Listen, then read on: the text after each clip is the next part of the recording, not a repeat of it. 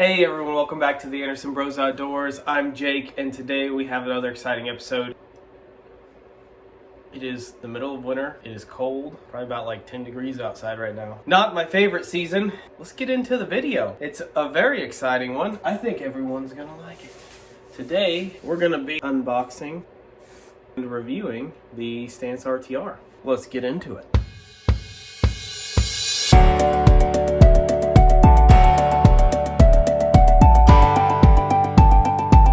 Welcome back to another lovely episode. First RTR of 2024. It is the Vanquish Stance RTR. This is essentially the poor man's version of the VRD Carbon kit. I'm just kidding. It's not. Well, kind of. There are some key differences between the VRD Carbon and the VRD Stance. We will get into that later. First thing I want to do is get this thing unboxed. You can see it has the beautiful Vanquish blue tape on it. Let's get that opened up. And I don't even... There we go. Vanquish is notorious for having a box within a box. This outer box is really just the delivery system. We got a nice little handwritten thank you. I believe that's what that is. I don't know. I'm not able to take it out of the box with the camera, so I'm going to pull it out of the box on the side and put it back on the desk. There is nothing else in the box that it came in, just this box with the VRD Stance. You can see here there's some awesome things on the box that you can read. This is actually a sticker, 24% overdrive. It's kind of misleading. It says installed in the rear axle. Definitely not the case. Looking at the box, you can see we have some chassis features, performance features, and then high performance details. What does that mean? Well, it's just kind of giving you an overview of the chassis and the overall truck. So if we look here, we'll start at the left and move to the right. You have the same adjustable rear bumper, and what they mean by adjustable is you can flip it so the angle can be down or it can be angled up. It has a aluminum frame, so this is one of the key differences between the VRD Carbon and the VRD Stance. The frame is aluminum instead of carbon. The lightweight chassis bracing is the same. High clearance links. I believe the links are a little bit smaller. The lower links are a little smaller on the Stance than the Carbon, but that's not a huge deal breaker. We have the axle mounted servo on both trucks, plastic Riot beadlock wheels. The VRD Carbon comes with no wheels. You do get some plastic beadlock wheels for this, which is interesting because the brass and now I believe I don't know what type of metal, but the new metal rings will actually fit on these plastic wheels. I'm not a huge fan of plastic personally. Since you have them, if you want to make an ultra lightweight crawler, you could certainly do that. The only thing that I would recommend is changing out the hub for something that's metal. Almost every set of plastic wheels I've had, I have reamed out the hex hub. That's certainly something that I would look into. And then it has the high clearance front bumper. It is reversible. Moving down, you can see we have the SAD shocks. These are really nothing new. They are relatively okay. They're not the best out there, certainly not the worst. Again, they're talking about the lower rear links. I'm not sure why. The 6-degree angled skid, no difference between that and the Carbon. Removable motor plate. It has the 4-link front suspension, which is a requirement since it does have the servo on axle. This is the first truck that I know of that comes with weighted hubs. You can see the portal covers are weighted. Moving to the right, we have the chassis brace integration with the body post. I'm not a huge fan of that personally. It saves weight on screws. You have the F10 servo on axle. Again, this is referenced in all three of these diagrams. That's one of the main reasons to buy this truck, is for that performance. Weighted alloy portal covers, again, it's referenced twice, not sure why. And then high clearance straight tie rod. They're referencing this. It is kind of small and just like the rest of the links. With the stock weight of the truck, I don't foresee any of this being an issue. The truck comes in two colors, tennis ball green, I'm not sure what it's officially being called. Lime green is what I'll call it. And it comes in silver. The silver truck, I assume, is on one of these.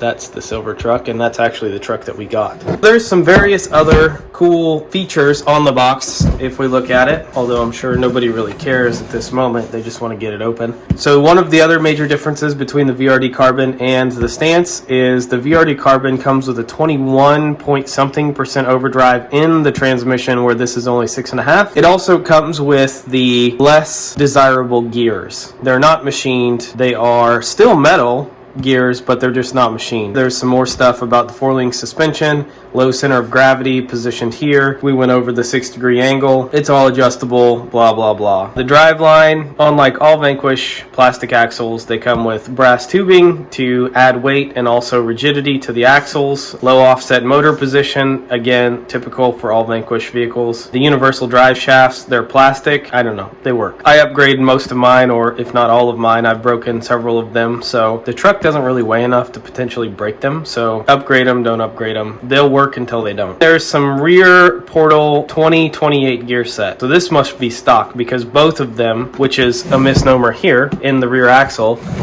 is not the case, because both portal gear sets in the front and the rear are the same according to this diagram. So the only way that we're getting an additional 17.5% overdrive over the transmission, because there's supposedly 24% overall, is the front portals have to have overdrive in them, and or the front diff has to have overdrive, and or the rear diff has to have underdrive. This diagram is likely not accurate in terms of the gear set as seen by this sticker here. Interesting fact there. Moving into the last diagram on this side of the box, we do have a full ball bearings in all of the axles, which is very nice. I assume there's ball bearings on the diff itself as well. It looks like we do have a high pinion gear set of 30 and 8, which is I think standard, and then the high angled steering and the machined aluminum 12mm hexes. Oh, there we go. There's the silver. So that's the other color. Is there any other interesting facts and or features on the box? A bunch of information about the electronics, but we can't really see that, and we'll go over that in a minute. And then there's some more information about the shocks, more chassis details if you don't have enough, the tires as well. I am not going to continue boring you. Let's go ahead and get this box open. There is a cool factory seal. Vanquish does have a little flare there where it shows you, hey, this is factory sealed, Vanquish products, blah, blah, blah. Let's go ahead and cut that, maybe.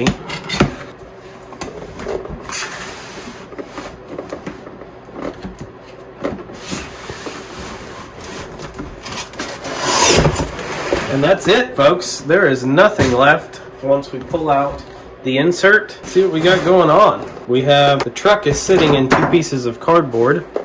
There's a lot of stuff in the cardboard, so this is cool. It's actually sitting on top of another box. Why would you do that, you ask? Well, we take a look here. It's sitting on this box to prevent this tire is actually smashed a bit. There is a flat spot, and that's what this box is supposed to help prevent. Compressing the springs for a long period of time, and I wouldn't say ruining them, but making them weaker. And it's also supposed to prevent the flat spots. We pick this up and we look at it, you can see there is a flat spot on all 4 of these tires. This box that it's sitting on is supposed to prevent that. However, in this scenario, it did not actually prevent it. I think the box could be a little higher. If the box set up like that much more, we would not have flat spots in our foams and our tires. Before we get into the truck, let's see what we have in these boxes. I want to say the right side box.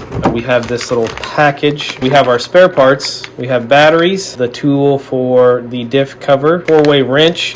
We also have the tool to take the tires off. It doesn't look like there's anything left in this box. The next one looks like we have the manual. Hopefully this is the last time we have to move the camera. I apologize for that. Just not liking the shot. It's hard to get exactly what I want in this office, but it's the only place that I can remain functional in my fingers because of how cold it is. The instruction manual in one of the sides, it actually has a user manual for the speed controller, the radio, which I don't think historically has come with the trucks, and then also some stickers.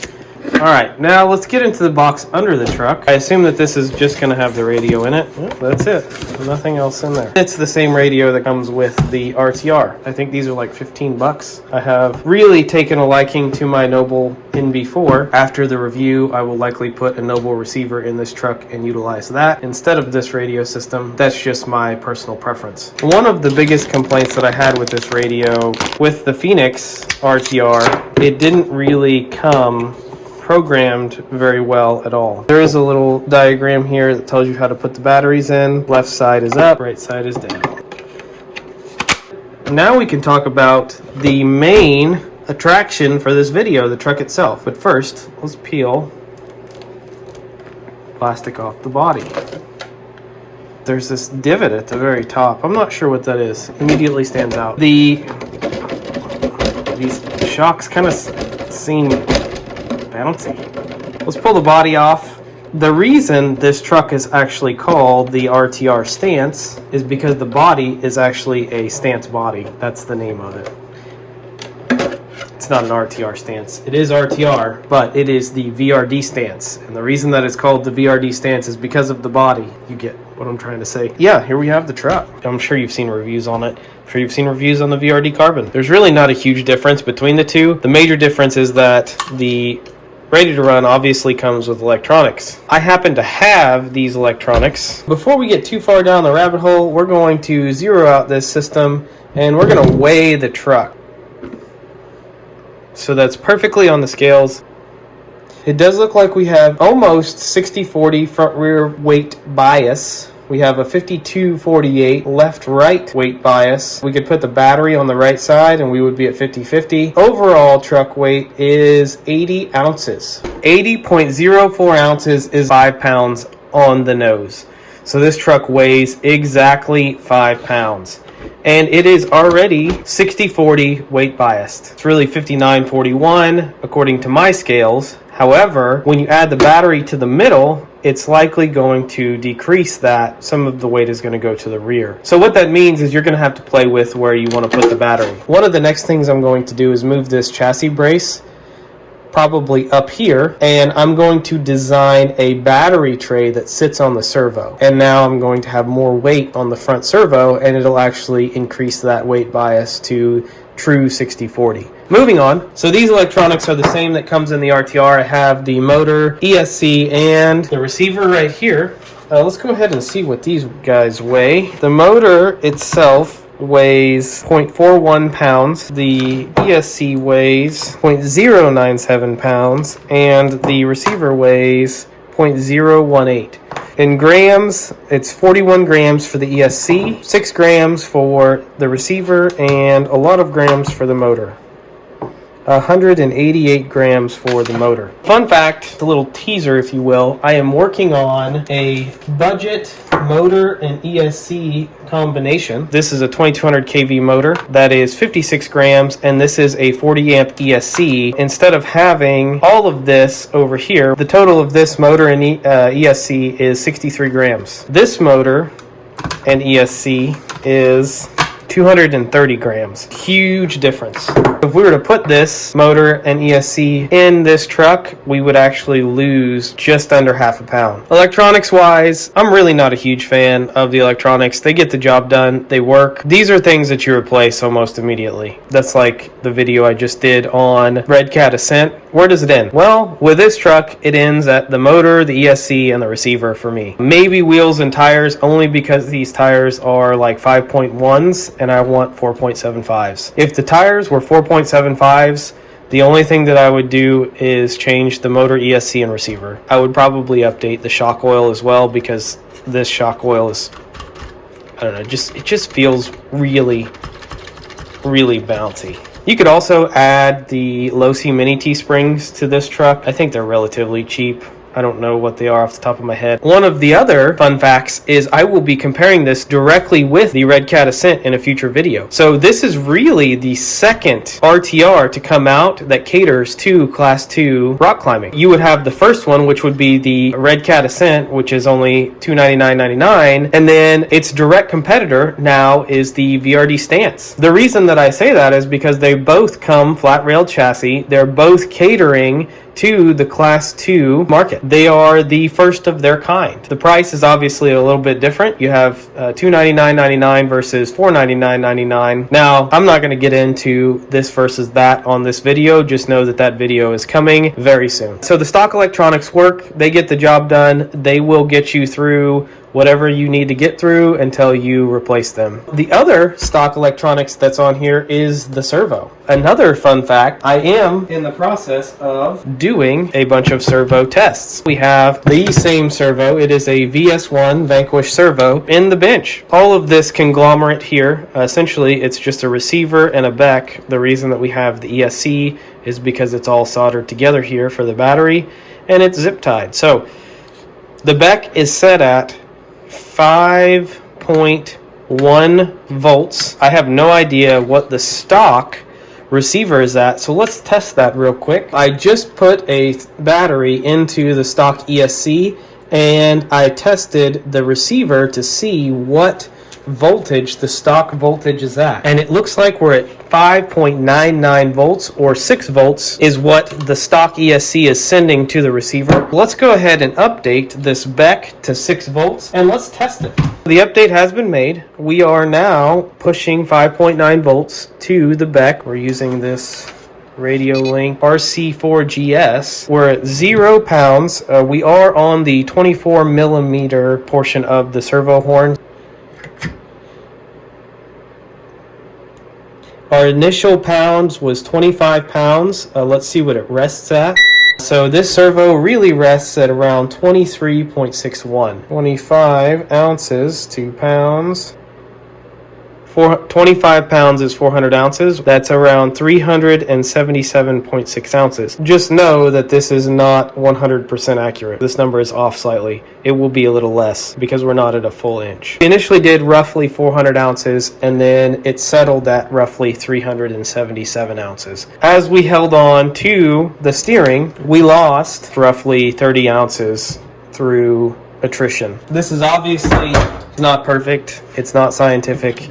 It is just the way that I'm measuring strength of these servos. It's not actually a terrible number. More to come. The stock servo, it'll probably get changed as well. That is included in the electronics. I like to have a pretty beefy servo. Maybe I don't change it though, because I don't plan on making this truck heavy. I don't plan on putting any brass or any more weight. If anything, I plan on making it a little bit lighter. Maybe the stock servo will work just fine. Enough about the electronics. Let's move into the truck itself. It does have this nice body mounting system on it. It has the aluminum rails. It has 6-degree angled skid. Went over most of this stuff on the box. The key things that stand out to me are the chassis. I really like the sliders, and then the links. These are pretty cheap, if you will. This is what would come on the axial base camp. If you look at the pheonix kits or RTRs, you'll know that the links are, this is one of the links for the pheonix. This is actually a servo link for dig or overdrive. I'm not sure which one. All of the links come this size. We are at 3.67 for the diameter on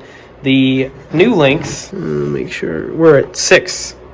Smaller diameter on these than other vehicles. Well, that's to save money. While we're down here, let's talk about the wheels and tires. The plastic wheels, the only saving grace on these is that they're beadlock. That gives them a leg up over most other or almost all other RTR vehicles, is that they are beadlock. You can purchase the additional rings to go inside. Now, one of the things I did just notice is these 2-piece rims, they're not actually 3-piece rims, so you can't actually change the hub. If you do end up stripping the hex portion of the rim, you just have to buy a new rim. You're not able to actually change that out. That's one of the things that I'm not a huge fan of, is I would prefer to have the hubs here so I can add brass or metal hubs if I want. Just some feedback. There's not a huge difference between the trucks. When I built the VRD carbon, I actually put, it comes with these plastic axles, I put metal incision axles on it. That truck is like 6.5 pounds, so it's 1.5 pounds heavier than this one. You know, is it needed?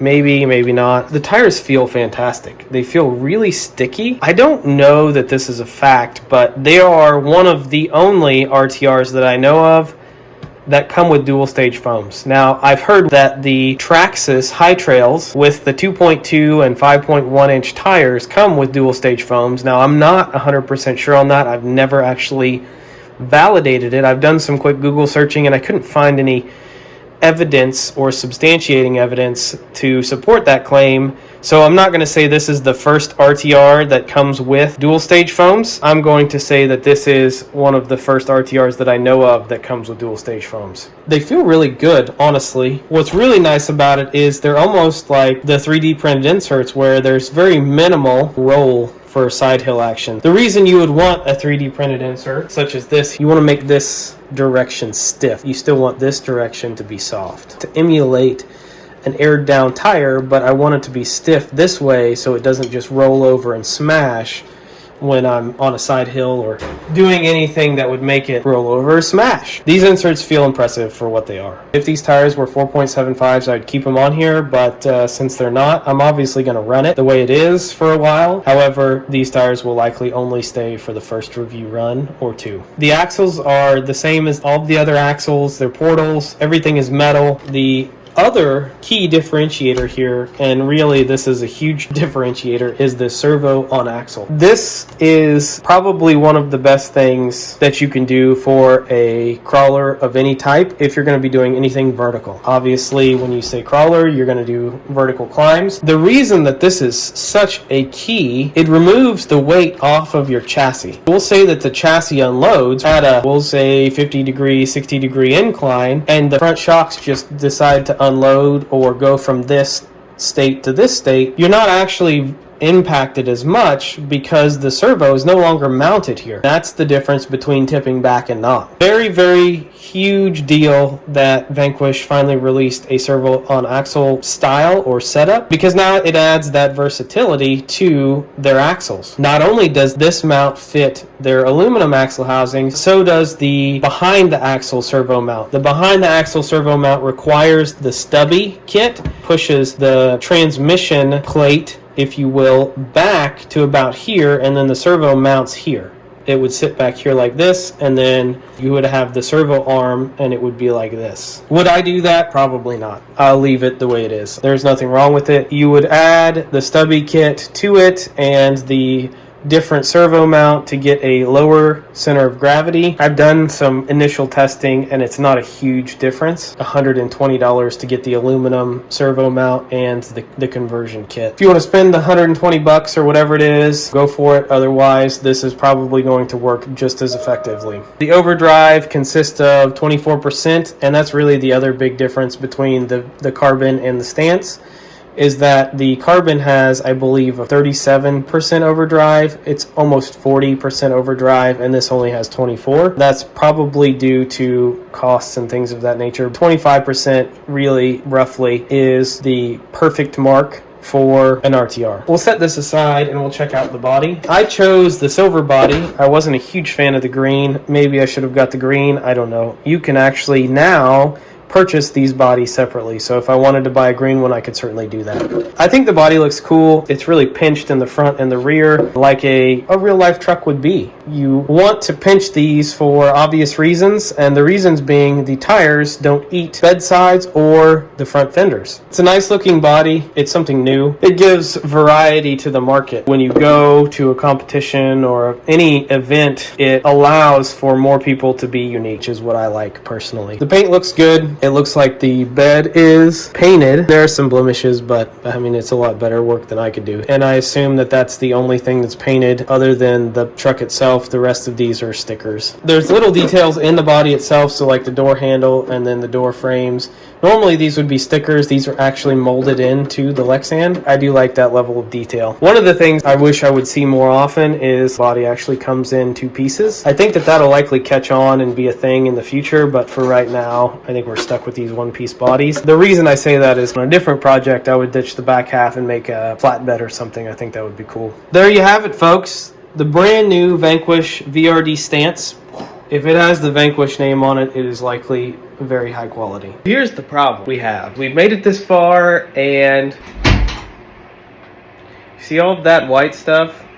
There is absolutely nowhere to take this awesome truck to crawl. We're pretty much stuck in this little tiny office that's insulated and stays warm. That's why we're doing the videos here. The real problem is that we don't have anywhere to take this truck. If you live in the north, in any region, or the Midwest, and it is very cold, I can relate. Unfortunately, we didn't get any footage of the truck running. I did mess around with it in the shop, but there's really no reason to show that. It's rather boring. I am leaving everyone with this review, and hopefully within the next week or two, I can get the truck out and we can do some running. No promises there. The closest indoor crawling area is like 2.5 to 3 hours away, so we might look into that. We'll see what happens. For the time being, we'll continue to make content on the stuff that we can until we're able to actually provide the crawling video and the overall feedback. We'll just have to leave you with this. We apologize for that in advance, and have a great day.